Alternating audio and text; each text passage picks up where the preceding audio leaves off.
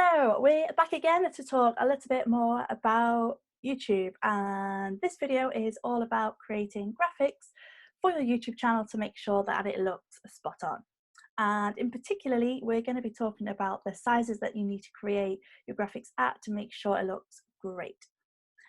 When I've been working with clients and helping small businesses in creating their YouTube channel graphics, sizes is one of the things that trips people up and seems to be a big hurdle. So hopefully I'm here today to provide a bit of an insight into some of the sizes that you should be saving your graphics off at to make sure that your YouTube channel is looking its best. So there's a few different areas and a few different graphics that you can create for your YouTube channel. So first up, we've got the channel header.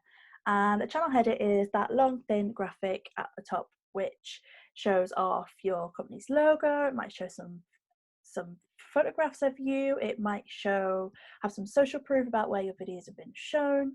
It might say how often your videos come out. There's a few different ways people use it, but it is that long, thin graphic at the top of your YouTube channel. Now, this is one of the more tricky ones because depending on what device you're using, this header looks different.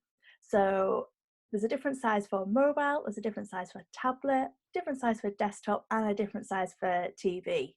And the best way to do this is to use the template that is provided to create all the graphics to work across all these different devices. You want it to look its best no matter where your viewers are viewing your videos. So you can't always think that people are looking on their mobiles or their desktops, for example. You've got to think about the others. So the channel art itself is 2,560 pixels by 1,440. And this is for the full. So this is what it's going to look like great on a TV. However, there is a safe area, and this safe area means that no matter where you're looking, you're going to see this bit of graphic. And this is mainly for mobiles. So any of your important information you need to make sure fits within this safe area. Now, anything else that's put outside of this safe area is not going to be seen.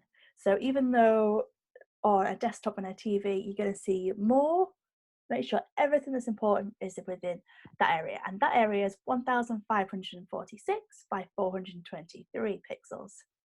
So you can start to see how it gets a little bit tricky trying to create your channel artwork for every device.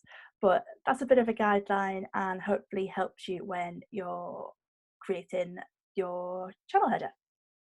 And that needs to be maximum 4 meg in size as well. So it can be smaller, but that's the maximum file size that you could upload to use within that channel header. Next to your channel header, you have got your profile picture. And again, this is an area to show off your brand, show off a bit more about yourself. And this is 800 by 800 pixels. This is slightly easier. It's a square and it'll be viewed no matter what on different devices. So it's not quite as tricky.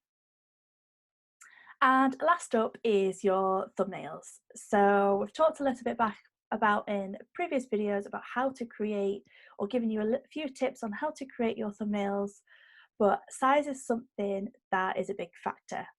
You want your thumbnails to look great no matter where the viewer is seeing them.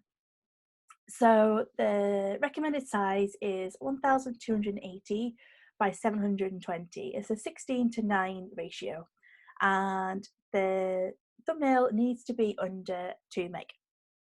So there's a few factors to think about there, and even though your thumbnail will be shown at a much smaller size on a mobile, you want to make sure that if it is seen bigger, it is looking its best, and it will scale down. You don't want to be scaling up.